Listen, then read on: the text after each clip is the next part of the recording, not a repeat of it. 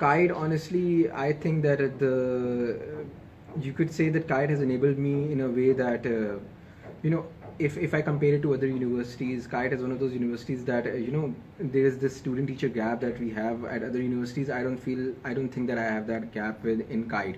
I can just, communicate with any teacher. They help me with contacts, they help me provide even, how to even pitch an idea to a certain company.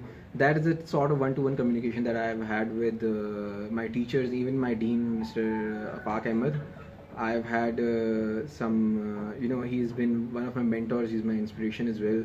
And he's one of those people who probably, played a very major role in this, in my term at ISEC, which is why I was one of the most successful, I guess, ISECers, you could say, at the currently in ISEC. I don't want to talk big, but yes, it's the reality. That's how they treat me as well, and hopefully, I plan on taking KITE's name and ISEC's name. As far as I can, actually.